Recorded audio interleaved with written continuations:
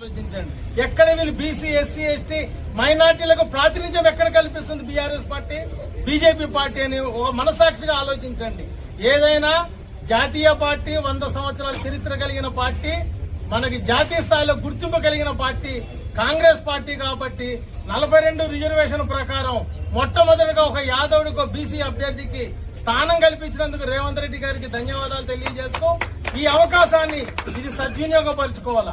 మాట మాడితే రౌడీ అంటారు, అదంటారు. ఇవన్నీ తప్పుడు సమాచారం దయచేసి ప్రజల్లో ఇవ్వద్దు.